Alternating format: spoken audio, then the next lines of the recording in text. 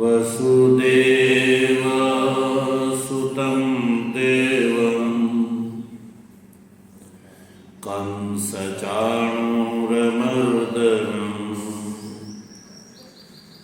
देवकी परमानन्दं कृष्णं वन्दे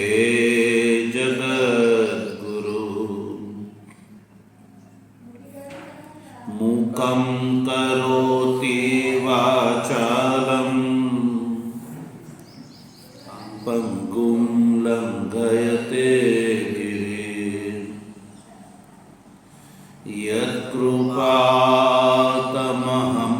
वन्दे परमानन्दमाधवम्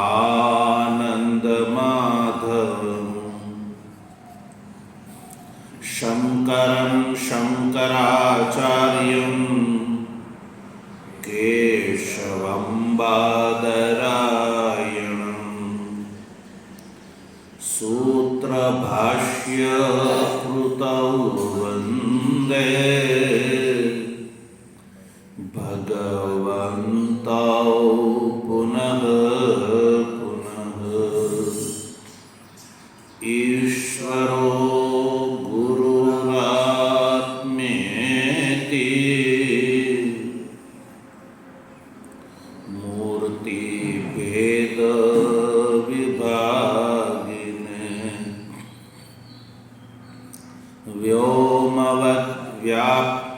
व्याप्तदेहाय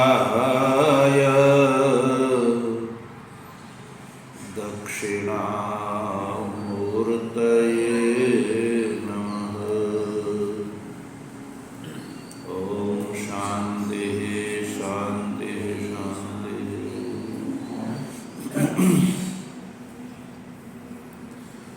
तत्वजिज्ञासु सज्जनों, ભગવાનની પરમાનુકંપાથી શાંકર ભાષ્ય સહિત સંપૂર્ણ ભગવદ્ ગીતાના વિચાર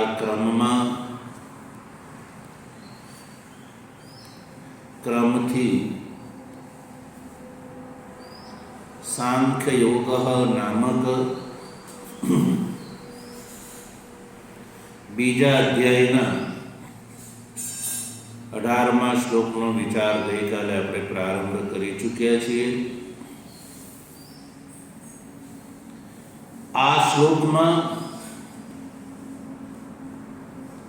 ભગવાન શ્રી કૃષ્ણ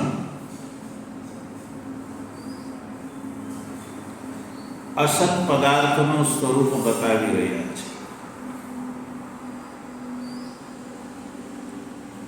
16મા શ્લોકમાં સામાન્ય રૂપથી સત અને અસત આ બેનું સ્વરૂપ બતાવ્યું. સામાન્ય રૂપથી કે અસતનો ક્યાંય ભાવ નહીં અને સતનો ક્યાંય અભાવ નહીં, એ 16મા શ્લોકમાં બતાવી છે. પછી આ બંને સદ અને અસત નું સ્વાભિપ્રેત વિશિષ્ટ સ્વરૂપ બતાવવા માટે ભગવાન શ્રી કૃષ્ણએ 17મા શ્લોકમાં સતનું સ્વરૂપ બતાવ્યું અને હવે આ 18મા શ્લોકમાં અસતનું સ્વરૂપ બતાવ્યું.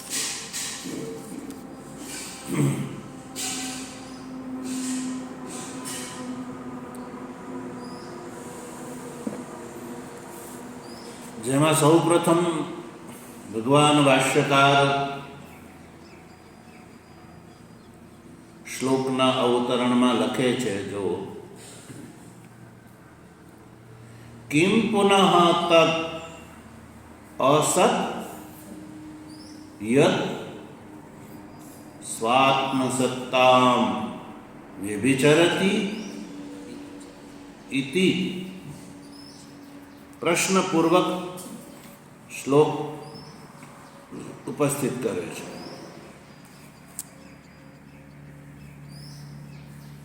અંતવંત ઇમે દેહ એ શ્લોકનું અવતરણ કર્યો છે.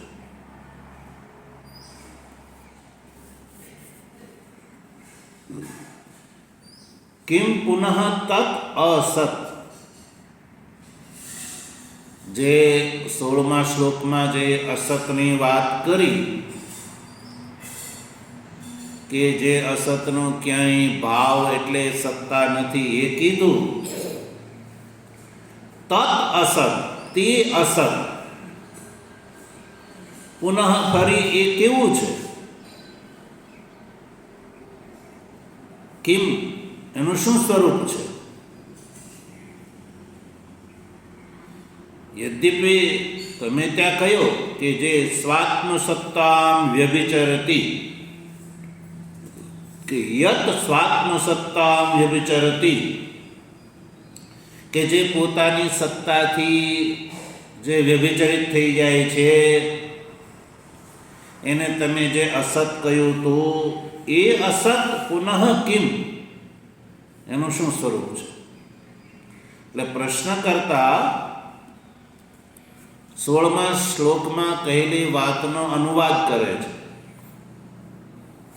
16મા શ્લોકમાં કહ્યું હતું કે જે યદ વ્યભિચરતી તદ અસત, અહીંયા કહે છે કે જે સ્વાત્મ સત્તા, જે પોતાની સત્તાથી જે વ્યભિચરિત થઈ જાય છે એવું જે તમે અસતનું સ્વરૂપ બતાવ્યું હતું એ અસત પુનઃ ફરી કેવું છે એ બતાવો. પુનઃ એટલે ફરી તમે એનું સ્વરૂપ બતાવો. ઇતિ આ પ્રશ્ન છે.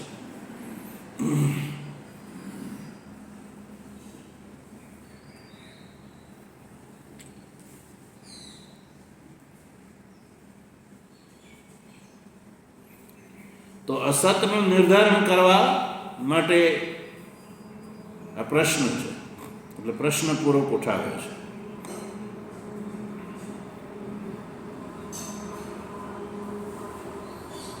અર્થાત કે જે સ્વાત્મ સત્તા વ્યભિચરતી, જે પોતાની સત્તાથી વ્યભિચરિત થઈ જાય છે, તદ અસત વસ્તુ છે એવું જે તમે કહ્યું હતું એ અસત વસ્તુ પુનઃ કિમ, પુનઃ ફરી તમે કહો હવે એ કેવા પ્રકારનું છે?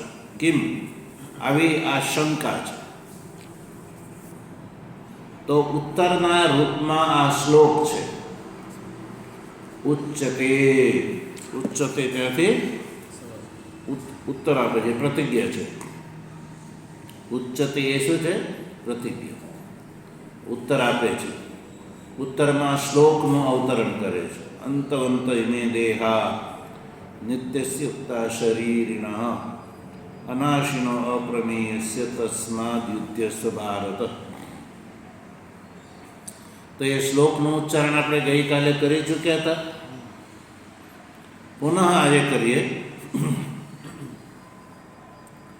અંતવંત ઇમે દેહા, અંતવંત ઇમે દેહા નિત્યસ્યુક્તઃ શરીરિણઃ નિત્યસ્યુક્તઃ શરીરિણઃ અનાશીનો પ્રમેયસ્ય અનાસીનો પ્રમેયસ્ય તસ્માત યુધ્યસ્વ ભારત.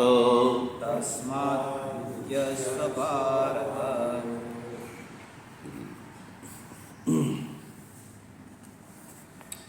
તો આ શ્લોકનો સંધિ વિગ્રહ અને અન્વયનો આપણે ગઈકાલે સામાન્ય વિચાર કરી ચૂક્યા હતા.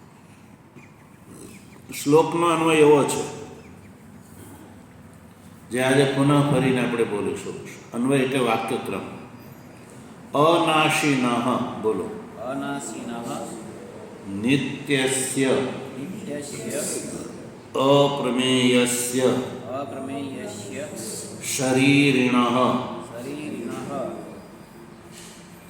ઇમે દેહા ઇમે દેહા અંતવંત અંતવંત ઉક્તાઃ. ઉક્તાઃ. આટલા શબ્દ છે ને શ્લોકમાં, એને આપણે ક્રમથી બોલ્યા. શ્લોકમાં જે શબ્દો છે એ છંદક્રમથી હોય છે. સમજવા માટે એને વાક્યક્રમમાં બેસાડવાનો હોય છે. અનાશિનઃ નિત્યસ્ય અપ્રમેયસ્ય શરીરિણઃ એ આત્માના 4 વિશેષણ છે. આ શ્લોકમાં એ આત્માના 4 વિશેષણ છે.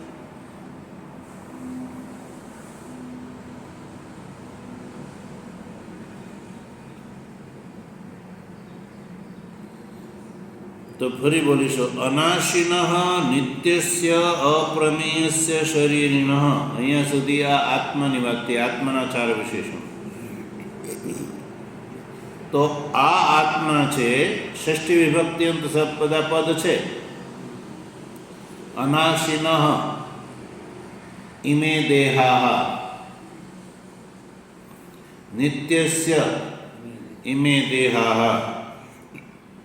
અપ્રમેયસ્ય ઇમે દેહાઃ શરીરિણઃ ઇમે દેહાઃ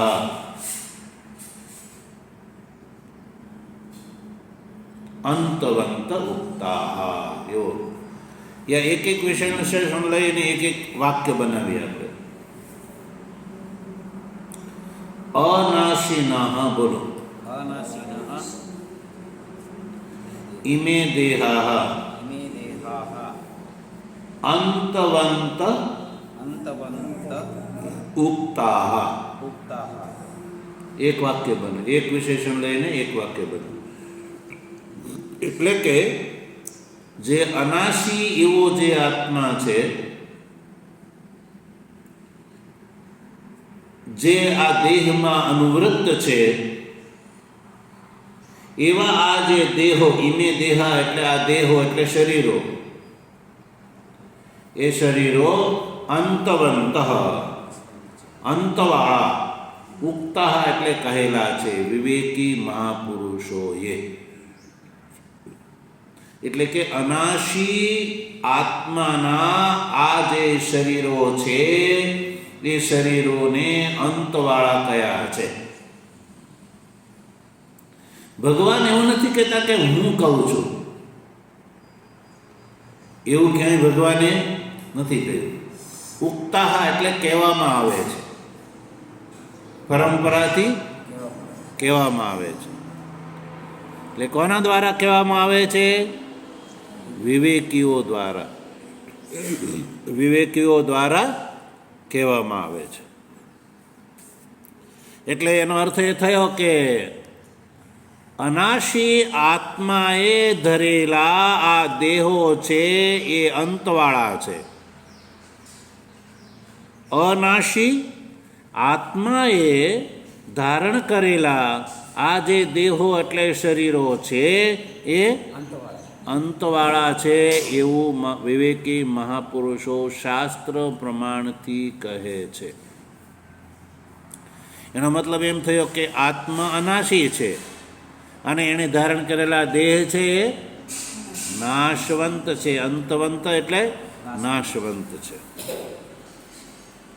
તો આત્મા નિત્ય થયો, અનાશી થયો, અવિનાશી થયો, અને દેહ છે એ વિનાશી થયા. એ ભગવાન કહે છે કે હું કહું છું એવું નહીં, પણ કહેવામાં આવે છે. ઉક્તા વિવેકી વિહિ, વિવેકીઓએ કયા છે. હવે એક વિશેષણ લઈને ચાલે આપણે, પછી બીજું વિશેષણ. નિત્યસ્ય. નિત્યસ્ય ઇમે દેહાઃ અંતવંત ઉક્તાઃ.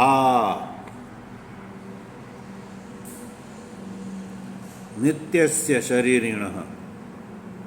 આ શરીરિણઃ છે ને એને આપણે વિશેષ્ય બનાવીશું.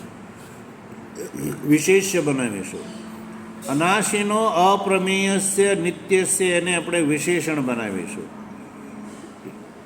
એટલે અનાશિનઃ શરીરિણઃ ઇમે દેહા અંતવંત ઉક્તા. એક વાત થઈ. અર્થાત જે અનાશી જે શરીરી છે, શરીરી એટલે આત્મા, કે જે અનાશી એવો આ શરીરી આત્મા છે, એ એણે ધરેલા આ જે શરીરો છે એ અંતવંત એટલે વિનાશ થવાવાળા છે, નષ્ટ થવાવાળા છે. પછી બીજું વિશેષણ આપણે પ્રયોગ કરીએ, નિત્યસ્ય. નિત્યસ્ય શરીરિણ એટલે નિત્ય શરીરધારી જે આ આત્મા છે, એણે ધરેલા આ જે દેહ છે, ઇમે દેહા એટલે દેહ છે, એ અંતવંત અંતવાળા છે. બીજું વાક્ય બન્યું. હવે ત્રીજું વિશેષણ, અપ્રમેયસ્ય શરીરિણ. અપ્રમેય એવો આ જે શરીરી આત્મા છે, એણે ધરેલા આ જે દેહો છે એ અંતવંત એટલે નષ્ટ થવાવાળા છે. 3 વાક્ય આ શ્લોકમાં બન્યા. એક અનાશિન એ વિશેષણને લઈને, પછી નિત્યસ્ય એ વિશેષણને લઈને, અને અપ્રમેયસ્ય એ ત્રીજું વિશેષણને લઈને. વિશેષ્ય કોણ છે? શરીરિણ. શરીરિણ ઇમે દેહા અંતવંત ઉક્તા. કેવો શરીરી? નિત્યસ્ય શરીરી, અનાશિન શરીરી, અપ્રમેયસ્ય શરીરી. 3 વિશેષણોથી યુક્ત જે શરીરી આત્મા જે છે, એણે જે ધરેલા દેહ છે, એ દેહ બધા અંતવાળા છે. અંતવાળા એટલે એનો અંત થઈ જાય છે, અને જેનો અંત થઈ જાય છે એને અસત કહેવામાં આવે છે. એટલે અસતનું સ્વરૂપ આમાં સ્પષ્ટ થઈ જશે.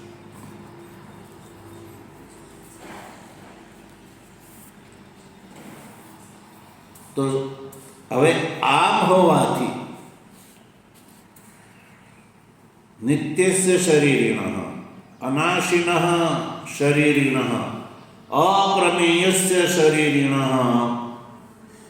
ઇમે દેહા અંતવંત ઉક્તા.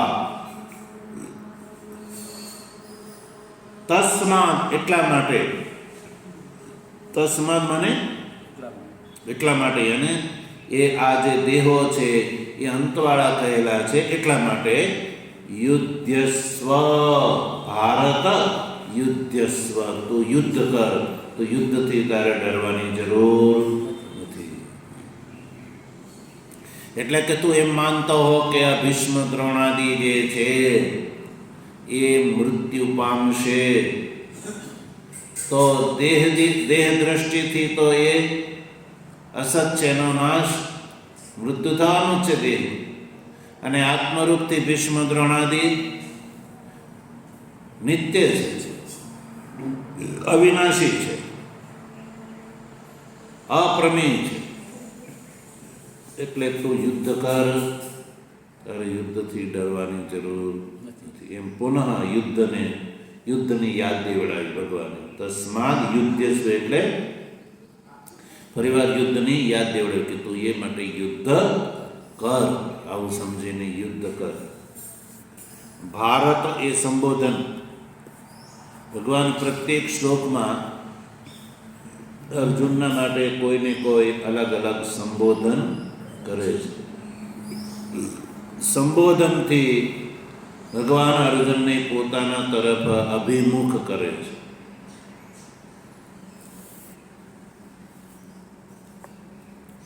અભિમુખ કરીને કરેલી વાત છે ને એ શ્રોતાના મનમાં બેસી જાય. વાત ચાલુ રહે ને શ્રોતાનું મન કંઈક અન્યત્ર જતું રહે તો કહેલી વાતનો જે છે એ અવગમન થાય નહીં. તો શ્લોકથી સામાન્ય અર્થ આપણે સમજી ચૂક્યા. શ્લોકથી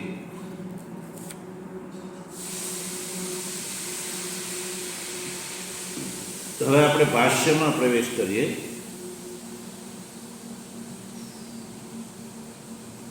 અંતવંત ઇતિ પછી જો અંતો વિનાશો વિદ્યતે યેષામ તે અંતવંતઃ. જો ભાષ્યમાં છે ને શ્લોકના જે પદ આવે છે એમાં સૌથી પહેલું પદ આવ્યું અંતવંતઃ, એ શ્લોકનું પદ છે. પછી આગળ યથા મૃગતૃષ્ણિકા ઉદકાદૌ સદબુદ્ધિ અનુવૃત્તા પ્રમાણ નિરૂપણાંતે વિચ્છિદ્યતે સ તસ્યા અંતઃ. તથા ઇમે દેહાઃ. ઇમે દેહાઃ એ મૂળ શ્લોકના બે પદ છે. પછી આગળ ભાષ્ય સ્વપ્ન માયા દેહાદિવત ચ અંતવંતઃ. પછી આગળની પંક્તિ નિત્યસ્ય શરીરિણઃ. આ બંને પદ છે એ મૂળ શ્લોકના છે.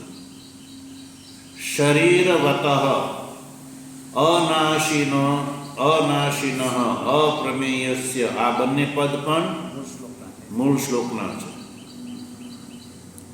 આત્મનઃ અંતવંત ઇતિ ઉક્તા. ઉક્તા જે છે એ મૂળ શ્લોકનું પદ છે. વિવેકિભિઃ ઇત્યર્થઃ. નિત્યસ્ય અનાશિનઃ ઇતિ ન પુનરુક્તમ. નિત્યત્વસ્ય દ્વિવિધત્વાत् લોકે નાશસ્ય ચ યથા દેહો ભસ્મીભૂતો અદર્શનમ ગતો નષ્ટ ઉચ્યતે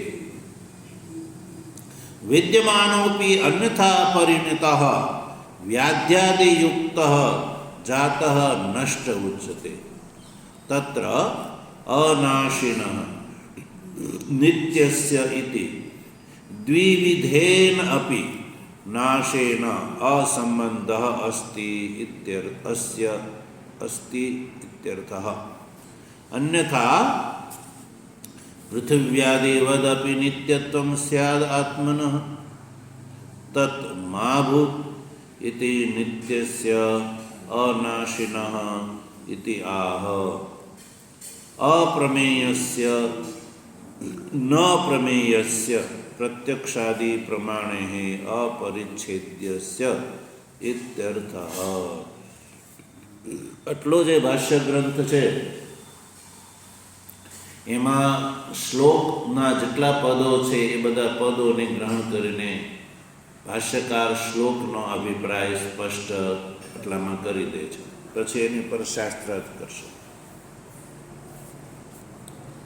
તો હવે ભાષ્યનું ઉચ્ચારણ આપણે કર્યું અને ઉચ્ચારણ કરતી વખતે ભાષ્ય ગ્રંથમાં મૂળ શ્લોકના આવતા પદો છે એ પણ મેં બતાડી દીધા. હવે આપણે ભાષ્યના અર્થને સમજીએ. ભાષ્યકારની શૈલી એવી છે કે શ્લોકમાં જે પદ આવેલા હોય ને એ ક્રમથી જ ભાષ્ય કરે. ભાષ્યકાર અન્વય કરતા નથી. તો શ્લોકમાં સૌથી પહેલો પદ શું છે? અંતવંત. અંતવંત શબ્દનું ભાષ્ય કરવા માટે ભાષ્યકાર ઉઠાવે જો અંતઃ. અંતવંતમાં જે અંત પદ છે ને એનો અર્થ કરે છે અંતઃ વિનાશઃ વિદ્યતે યેષામ તે અંતવંતઃ. અંતવદ પદનો સાભિપ્રેત અર્થ કર્યો. ભગવાન શ્રી કૃષ્ણએ શ્લોકમાં જે અંતવંત એ જે પદનો પ્રયોગ કર્યો છે તો એનો અર્થ શું છે? તો કયું અંતવંત એટલે અંતો વિનાશો વિદ્યતે યેષામ તે અંતવંત. એટલે અંતવંતનો સીધો અર્થ છે અંતવાળા. અંતવંત એટલે અંતવાળા. તો અંત એટલે વિનાશ અંતનો અર્થ છે વિનાશ. વિનાશ. વિદ્યતે, વિદ્યતે એટલે રહે છે. યેષામ એટલે જેમાં, તે એટલે તેને, અંતવંત એટલે અંતવાળા કહેવામાં આવે છે. જે પદાર્થની અંદર અંત રહેલો હોય એ સમગ્ર પદાર્થને શું કહેશું? એ બધા અંતવાળા છે એવું કહેશું. અંતવંત એટલે અંતવાળા. સીધો સીધો અર્થ થયો બધા અંતવાળા છે એટલે વિનાશ થઈ જવા વાળા છે. સૌથી પહેલો પદ છે અંતવંત એટલે બધા અંતવાળા છે. તો પ્રશ્ન ઊભો થાય, કોણ અંતવાળા છે? ભગવાન સૌથી પહેલા એમ કહે છે અંતવાળા છે એટલે કોની વાત કરે છે ભગવાન? તો કહ્યું ઈમે દેહા, અંતવાળા છે. એ આગળ આવે છે ઈમે દેહા. આ જે દેહો છે, શરીર, એ બધા કેવા છે? અંતવાળા છે. અંતવાળા છે.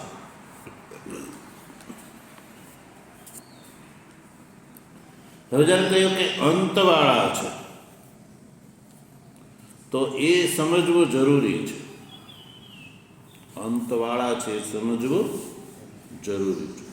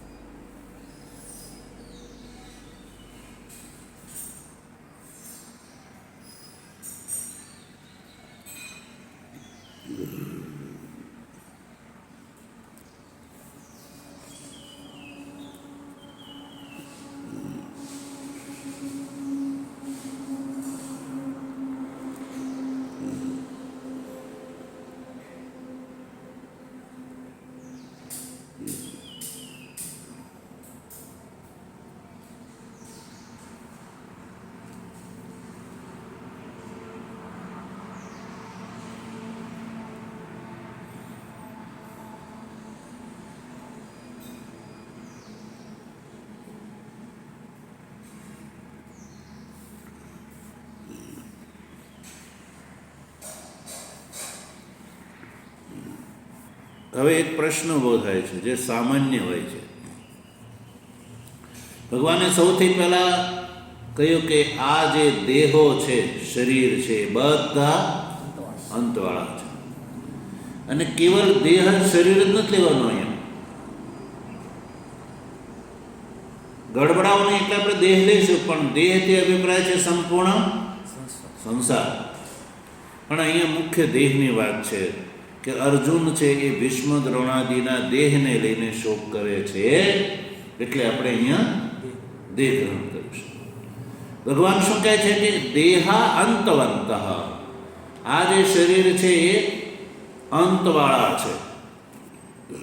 તો એક પ્રશ્ન ઊભો થાય છે કે દેહાદિ અંતવાળા કેવી રીતે હોઈ શકે? એની અંદર તો સદબુદ્ધિની અનુવૃત્તિ છે. દેહાદિની અંદર સદબુદ્ધિની અનુવૃત્તિ રહે છે કે નહીં? દેહ છે એવું કહીએ છીએ કે નથી કહીએ છીએ? દેહ છે એવું બોલીએ છીએ ને? તો સદબુદ્ધિની અનુવૃત્તિ છે, તો પછી એનો અંત કેવી રીતે? દેહાદિની અંદર તો સદબુદ્ધિની અનુવૃત્તિ, દેહ છે એવું બોલીએ છીએ કે નથી?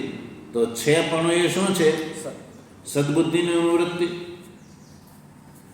તો પછી એના વિચ્છેદનો અભાવ છે, તો એનો વિચ્છેદ કેવી રીતે થઈ શકે? દેહનો આત્માથી વિચ્છેદ ન થઈ શકે, તો એને અંતવંત કેમ કહ્યા? દેહને અંતવાળા કેમ કહ્યા? એ પ્રશ્ન છે.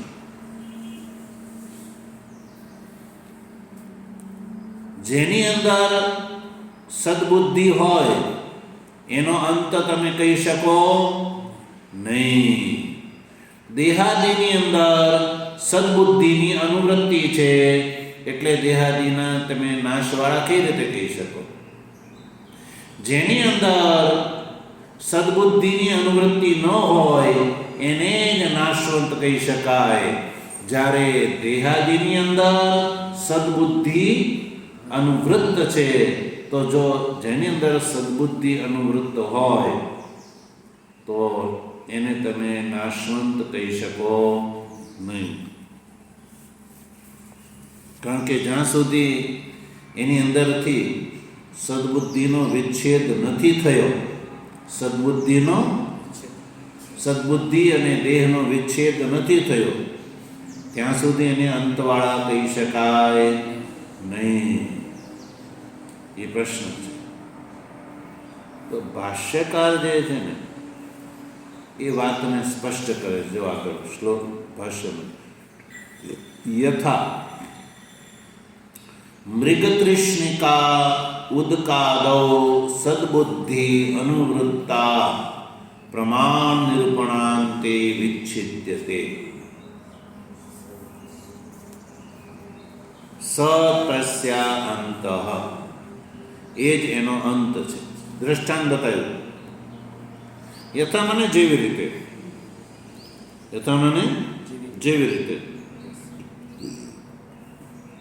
મૃગતૃષ્ણિકા ઉદક છે કે નહીં? મૃગતૃષ્ણિકા ઉદક આદિ એટલે એના જેવા બીજા દ્રષ્ટાંતો પણ ગ્રહણ કરી શકાય.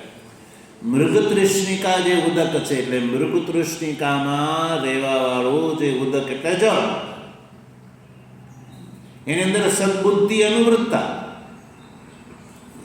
મૃગતૃષ્ણિકાના જળની અંદર પણ સદબુદ્ધિ અનુવૃત્ત છે. કારણ કે વૈશાખ મહિનાના બપોરમાં આપણને શું દેખાય છે? જળ દેખાય છે, ઉદક દેખાય છે. તો આપણે ઉદક છે એવું કહીએ છીએ કે ઉદક નથી એવું કહીએ છીએ? બોલો. મૃગતૃષ્ણિકામાં ઉદક છે. મૃગતૃષ્ણિકા ઉદકની અંદર સદબુદ્ધિ આપણે અનુભવીએ છીએ, છે એવું કહીએ છીએ, નથી એવું કહેતા નથી. તો એ સદબુદ્ધિ જે છે એ અનુવૃત્તા છે. તો પછી એ અંતવાળો છે કે નહીં? બોલો. સદબુદ્ધિ જે છે એની અંદર અનુવૃત્ત હોવા છતાં પણ એ અંતવાળો છે. એ મૃગતૃષ્ણિકા ઉદક છે. એ ઉદકની અંદર સદબુદ્ધિ એટલે છે પણ હોવા છતાં પણ પ્રમાણથી એનું નિરૂપણ કરવા જતાં એનો અંત થઈ જાય. પ્રમાણના નિરૂપણના અંતમાં એ વિચ્છેદ થઈ જાય છે. સદબુદ્ધિનો અને ઉદકનો વિચ્છેદ થઈ જાય છે. સદબુદ્ધિનો અને ઉદકનો વિચ્છેદ થઈ જાય છે પ્રમાણના નિરૂપણના અંતે. પ્રમાણથી નિરૂપણ કરવા જતાં એ ઉદક ત્યાં રહેતું નથી. એ જ એનો વિચ્છેદ છે. તો પહેલાં ઉદક છે એવી સદબુદ્ધિ હતી, પણ પ્રમાણથી નિરૂપણ કરવા જતાં એનો શું થઈ ગયો? વિચ્છેદ થઈ ગયો. તો પ્રશ્નકર્તાનો પ્રશ્ન એવો છે કે દેહની અંદર છે એવી સદબુદ્ધિ અનુવૃત્ત છે, તો દેહનો નાશ કઈ રીતે કહી શકાય? તો કયું? પ્રમાણ નિરૂપણ કરવા જતાં એનો વિચ્છેદ થઈ જાય છે. સદબુદ્ધિનો દેહની અંદરથી વિચ્છેદ થઈ જાય છે. જેમ મૃગતૃષ્ણિકાના જળની અંદર જે અનુવૃત્ત જે સદબુદ્ધિ છે એ પ્રમાણથી એનું નિરૂપણ કરવા જતાં એ સદબુદ્ધિનો મૃગતૃષ્ણિકાથી વિચ્છેદ થઈ જાય છે. સાંજે એમાં છે પણ રહેતું નથી, વિચ્છેદ થઈ જાય છે. એવી રીતે વર્તમાન કાળમાં દેહની અંદર દેહમાં છે પણાથી ભલે સદબુદ્ધિ અનુવૃત્ત હોય, પણ પ્રમાણથી નિરૂપણ કરવા જતાં દેહની અંદરથી પણ સદબુદ્ધિનો વિચ્છેદ થઈ જાય છે. અને એ સદબુદ્ધિનો વિચ્છેદ થઈ જવો અસત પદાર્થમાંથી સ તસ્ય અંતઃ, એ જ એનો અંત છે, બીજો કોઈ અંત નથી. અંતનું નામ એ જ એનો અંત છે.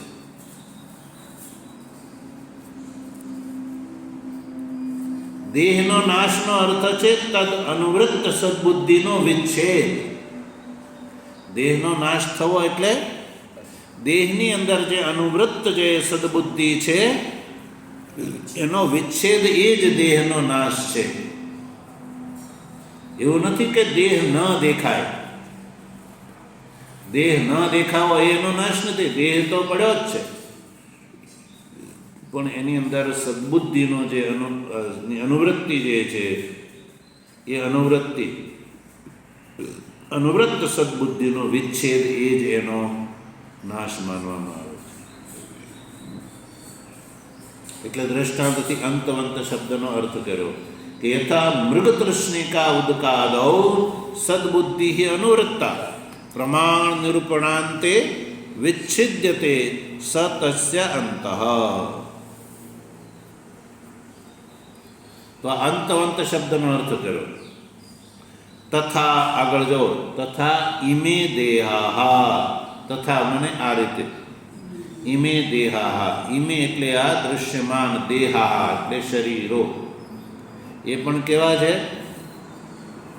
અંતવાળા છે. તથા ઇમે દેહા. હવે દ્રષ્ટાંત છે એ દાષ્ટાંતમાં ઘટાયું. દ્રષ્ટાંત મૃગતૃષ્ણિકા ઉદકની અંદર સદબુદ્ધિની અનુવૃત્તિ હોવા છતાં પ્રમાણથી નિરૂપણ કરવા જતાં એનો વિચ્છેદ થઈ જાય છે, એ જ એનો અંત છે. તો તમે કહેશો કે આ દેહ જે છે એ મૃગતૃષ્ણિકા જેવો થોડો છે.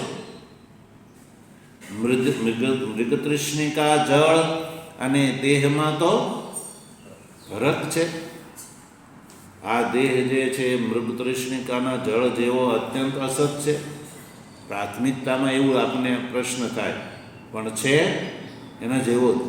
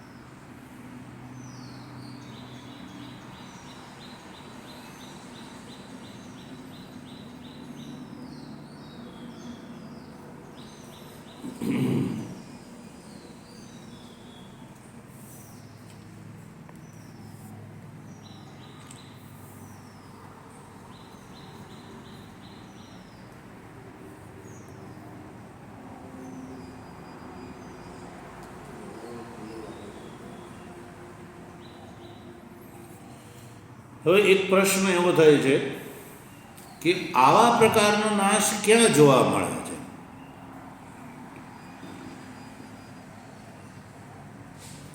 કેવા પ્રકારનો નાશ?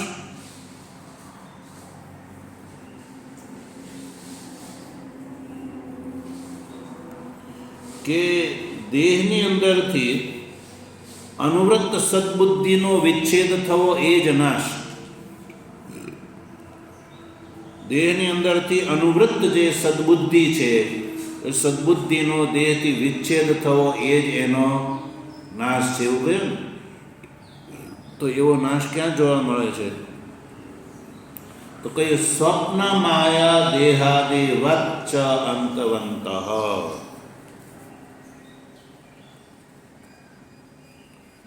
સ્વપ્ન માયા દેહાદિ વચ્ચ અંતવંત. જો મૃગતૃષ્ણિકા શું છે? મરીચી ઉદક છે. મૃગતૃષ્ણિકા ઉદક એટલે મરીચી ઉદક. મરીચ એટલે કિરણોની અંદર દેખાવાળા જળને મરીચી ઉદક કહેવામાં આવે છે. તો એને આપણે જ્યારે કહીએ ઇદમ ઉદકમ અસ્તિ, આ ઉદક છે, તો મરીચી ઉદકની અંદર સમાનાધિકરણથી સદબુદ્ધિ જે છે એ મરીચી ઉદકની અંદર એની અનુવૃત્તિ છે. હવે જ્યારે ન ઇદમ ઉદકમ, ન ઇદમ ઉદકમ, આ ઉદક નથી પણ કિંતુ મરીચી એવ, એ મરીચી કિરણ છે, ઉદક નથી.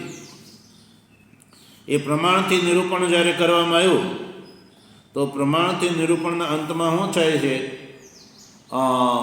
ઉદક બુદ્ધિનો નાશ થઈ જાય છે અને શું દેખાય છે? મરીચી દેખાય છે. બરાબર?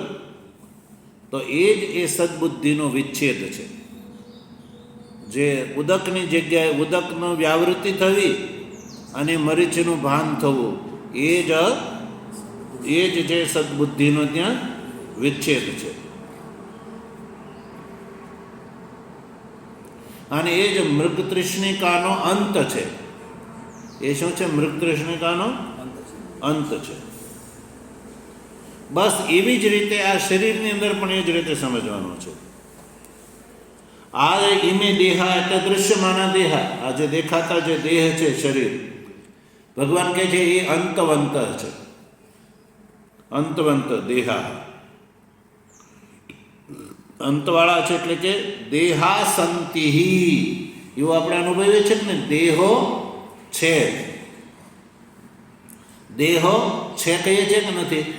દેહ છે એવો કહે છે. તો દેહની અંદર અનુવર્તમાન જે સદબુદ્ધિ છે ને, દેહની અંદર અનુવૃત્ત જે સદબુદ્ધિ, જ્યારે ન ઇમે દેહા એવું કહીએ, ન ઇમે દેહા કિંતુ પૃથ્વ્યાદિ ભૂતાની એવ. જેમ પહેલા દ્રષ્ટાંતમાં આપણે પહેલા મરીચીમાં શું દેખાતું હતું? ઉદક દેખાતું હતું. ઉદક દેખાતું હતું. પછી ઉદક છે એમાં સદબુદ્ધિની અનુવૃત્તિ હતી. પ્રમાણથી નિરૂપણ કરવા જતાં નક્કી થયું કે નયદમ ઉદકમ, આ ઉદક નથી પણ મરીચી એવા. તો પ્રમાણના નિરૂપણના અંતમાં જે ઉદકની અંદરથી સદબુદ્ધિનો વિચ્છેદ થવો એ જ ઉદકનો નાશ છે. એવી જ રીતે દેહાસંતિહિ, દેહો છે, તો એમાં જે દેહની અંદર અનુવૃત્ત જે સદબુદ્ધિ છે, દેહ છે, અત્યારે આપણે ભાન શું છે? દેહ છે. પણ જ્યારે ન ઇમે દેહા, આ દેહો દેહ નથી પણ પૃથ્વ્યાદિ ભૂત છે. શું છે? પૃથ્વી છે, જળ છે, વાયુ છે, તેજ છે અને આકાશ છે. આ શરીરમાં આ પાંચ ભૂત રહેલા છે. તો આ શરીરો શરીર નથી પણ પૃથ્વ્યાદિ ભૂત જ છે. એમાં શરીર નામનો કોઈ પદાર્થ નથી. એવું જ્યારે સમજાય એ કારણ, પૃથ્વ્યાદિ ભૂત એવ જ છે. અર્થાત ભૂત વ્યતિરિક્ત, ભૂતથી વ્યતિરિક્ત અંશ જે છે અહીંયા શરીરની અંદર બીજો કોઈ છે જ નહીં. પાંચ ભૂતો મળીને શરીર બન્યું છે ને, તો પાંચ ભૂત જ છે, શરીર નામનો કોઈ પદાર્થ નથી. તો પછી બુદ્ધિ કેવી થશે? ન ઇમે દેહા, આ દેહ દેહ નથી કિંતુ હા પાંચ ભૂત જ છે. બરાબર? એવી રીતે પ્રમાણના નિરૂપણ કરવા જતાં હવે પાંચેય ભૂત જે છે એ પણ પાંચેય ભૂત નથી પણ અંતમાં કારણરૂપથી બ્રહ્મ એવ, એને પણ શું થશે? એ બ્રહ્મ એવ. કારણ કે એ પૃથ્વી આદિ પાંચેય ભૂતોની ઉત્પત્તિ શેનાથી થઈ છે? બ્રહ્મથી, એટલે બ્રહ્મ એવ. તો ઉપનિષદ પ્રમાણથી નિરૂપણ કરવા જતાં એની અંદર જે વિચ્છેદ થઈ જાય છે, સદબુદ્ધિની અનુવૃત્તિનો વિચ્છેદ થઈ જાય છે. એ જ વિચ્છેદ છે.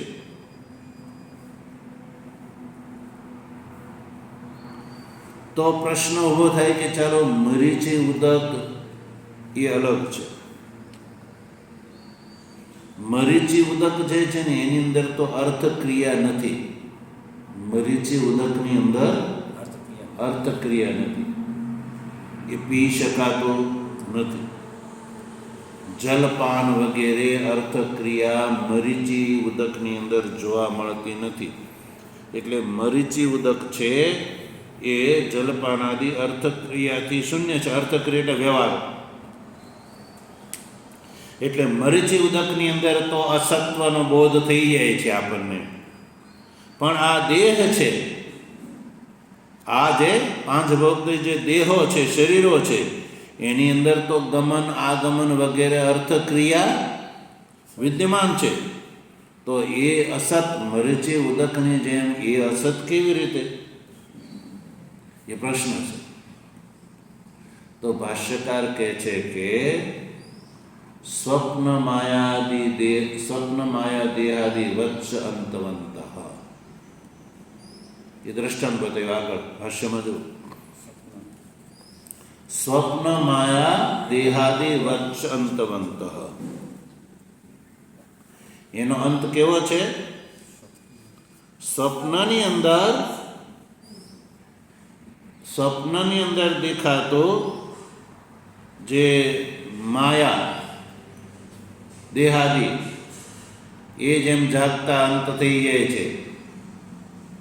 તો પ્રશ્નકર્તાનો પ્રશ્ન શું હતો કે મરીચી ઉદકની અંદર તો કોઈ અર્થક્રિયા એટલે વ્યવહાર, જલપાન વગેરે, તૃષા નિવૃત્તિ વગેરે વ્યવહાર થતો નથી. એટલે એનો તો અંત માની લીધો, અસત છે. એ તો અસત છે એ માની લીધું કે એની અંદરથી સદબુદ્ધિની અનુવૃત્તિ હતી, એનો વિચ્છેદ થઈ ગયો એટલે એનો અંત થઈ ગયો. એ મરીચી ઉદક અંતવાળું છે. પણ આ જે શરીર છે એની અંદર તો ગમન આગમન વગેરે અર્થક્રિયા વ્યવહાર વિદ્યમાન છે. તો એ મરીચી ઉદકની જેમ એ અંતવાળા કેવી રીતે? તો ભાષ્યકાર સ્પષ્ટ કરે છે કે એવું જરૂરી નથી. એવું જરૂરી નથી કે ગમના ગમાદી અર્થક્રિયા હોય તો એ અંત ન હોય, એનો અંત ન થાય. એવું જરૂરી નથી કે ગમન આગમન આદિ અર્થક્રિયા વ્યવહારવાળા પદાર્થોનો અંત નથી થતો, એવું નથી. સ્વપ્નની અંદર જો, સ્વપ્નની અંદર સ્વપ્ન જ્યારે આવે છે ત્યારે નિદ્રાખ્ય માયાથી કલ્પિત દેહ, રથાદિ, માર્ગ, નગર આ બધું દેખાય છે કે નહીં? બધા પદાર્થો જે છે એ બધા અર્થક્રિયાવાળા છે કે નહીં? અર્થક્રિયા એટલે વ્યવહાર. એ વખતે અનુભવાય છે કે નહીં? હું રથમાં બેસું છું, આ કરું છું, તે કરું છું, જઈ રહ્યો છું, આવી રહ્યો છું, ખાઉં છું, પીવું છું, એ બધો વ્યવહાર દેખાય છે કે નહીં? તો અર્થક્રિયાશાળી હોવા છતાં પણ જ્યારે જાગો છો ત્યારે એ બધા કેવા સાબિત થાય છે? અસત સાબિત થાય છે. સ્વપ્નની અંદરથી દેખાતા રથ ગજાદી બધા અસત સાબિત થાય છે. અને એ બધાને આ રીતે અનુભવાય છે. મનુષ્ય માત્ર આ વાતનો અનુભવ કરે છે. સ્વપ્નની અંદર દેખાતા રથ ગજાદી છે એ અંદર બધો વ્યવહાર થતો હતો, ભય, કંપન બધું થતું હતું. પણ જ્યારે જાગ્યા ત્યારે એ સ્વપ્ન પ્રપંચ શું સાબિત થાય છે? અસત સાબિત થાય છે. એટલે જરૂરી નથી કે અર્થક્રિયા ન હોય તો જ એ અંતવાળા છે, ને અર્થક્રિયા હોય તો અંતવાળા ન કહી શકાય એવું નથી. બસ એવી રીતે. અને સ્વપ્ન દેહાદિની અંદર અર્થક્રિયા નથી એવું કોઈ વિવાદ છે નહીં, બધાને માનવાનું છે. નાસ્તિક આસ્તિક બધા માને છે કે સ્વપ્નની અંદર દેખાતા રથ ગજાદી છે એ બધાની અંદર અર્થક્રિયા રહેલી જ છે. એટલે સ્વપ્નની અંદર રથ છે, રથની અંદર આરોહણ, દેશાંતર ગમન છે, સંભાષણ આદિ જે છે એ બધી અર્થક્રિયા જોવા મળે છે. છતાં પણ જ્યારે વ્યક્તિ જાગે છે ત્યારે એ સ્વપ્નમાં અંદર દેખાતા રથ ગજાદી છે એનો શું થઈ જાય છે? અંત થઈ જાય છે. બસ એ જ એનો અંત છે. એ જ રીતે આ દેહનો એ જ રીતે અંત માનવાનો છે. તો સજ્જનો અહીંયા સુધી જે અંતવંત એ જે પદ કહ્યું ને, અંતવંત ઇમે દેહા, એ પૂર્વાર્ધના પ્રથમ ચરણનું ભાષ્ય સ્પષ્ટ કરી દીધું. ઓમ વસુદેવ સુતં દેવં कंसचाणूरमर्दनं देवकी परमानन्दं कृष्णं वन्दे जगद्गुरुं मूकं करोति वाचालं पङ्गुं लङ्घयते गिरिं यत्कृपातमहं वन्दे परमानन्दमाधवं शङ्करं शङ्कराचार्यं केशवं बादरायणं सूत्रभाष्यकृतौ वन्दे भगवन्तौ पुनः पुनः ईश्वरो गुरुरात्मेति मूर्तिभेदविभागिने व्योमवद्व्याप्तदेहाय दक्षिणामूर्तये नमः। ॐ शान्तिः शान्तिः शान्तिः।